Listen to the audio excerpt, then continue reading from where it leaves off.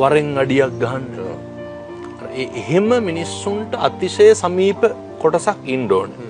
එහෙම නොහිටපුවාම මිනිස්සුන්ට පවුලේ ප්‍රශ්නයක් කියන්න දැන් අපේ ගංගෙවල් වල කියනවා නේද? දැන් අපේ අම්මලා සමහරට අම්මලාගේ යාළුවෙකුට ස්වාමියාගේ අඩන්තේට්ටම් ගැන කියනවා. එතකොට ස්වාමියා බිරිඳගේ තියෙන ප්‍රශ්න ගැන අර මේ කියනනේ මගේ ගෑණි මෙහෙමයි බං කියලානේ. එහෙම කියනවා. ඔව් ඔව්.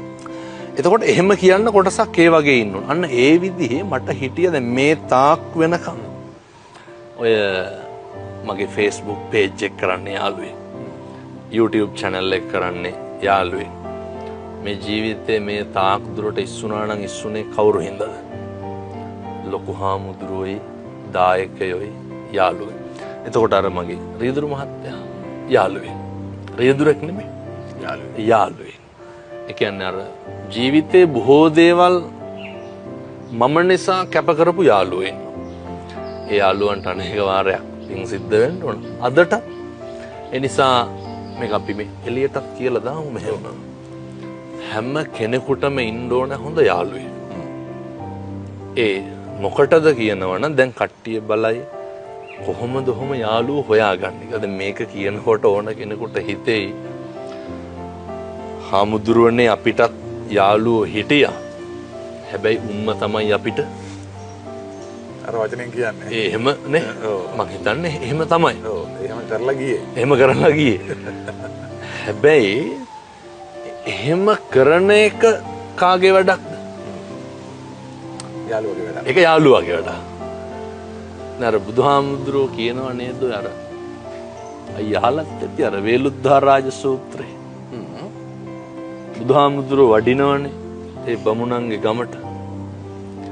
බමුණු ගිහිල්ලා බුදුහාමුදුරුවන්ට කියනවා බුදුහාමුදුරුවනේ අපිට ඔය බණේ ලොකු දේවල් තේරෙන්නේ නැහැ. තේරෙන විදියට බණ ටිකක් කියන්න. බුදුහාමුදුරුවෝ මොකද්ද කියන්නේ? බුදුහාමුදුරුවෝ කියනවා ඔය බමුණොන්ට වෙනවට අකමැති දේවල් තියෙනව නේද කියලා බුදුහාමුදුරුවෝ අහනවා. හා ඔව් තියෙනවා බුදුහාමුදුරුවෝ. ඒවා නුන්ට නොකර ඉන්න. ඔච්චරයි. අර අත්ූපනායක ධර්ම කියලා කියන්නේ හරි විශිෂ්ට කතන්දරයක්. මේවට කොහෙත්ම ආගමක් නැහැ, ජාතියක් නැහැ.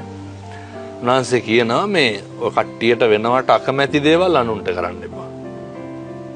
මටත් මගේ ජීවිතයේ සමහර යාළුවෝ ඉන්නවා මේ සසරම අප්පිරිය කරපු. එතකොට අප්‍රමාණ විදිහට වරද්දට පොළඹන්න කටයුතු කරපු. අද වෙනකන් සමහර යාළුවෝ දන්නේ නැහැ ඕන කෙනෙකුට ඉන්න පුළුවන් අර මම හිතුවේ නෑ මට ඌ එහෙම කරයි කියලා. එහෙම ඉන්නව නේද? මම නම් හිතුවේ නෑ එහෙම මටත් වෙලා තියෙනවා. එහෙම එළිය ඕන තරම් අපේ තරුණ තරුණියන්ට වෙලා ඇති. හැබැයි මේ සමාජයේ මතක තියාගන්න ඕනේ ඒ මිනිස්සු එහෙම අපිට කෙරුවට අර කියනව නේද? ඔවුන්ට කරලා වැඩක් නෑ කියලා. කිසි කෙලෙහි ගුණයක් දන්නේ නැහැ කියලා. එහෙම කියන්න එපා.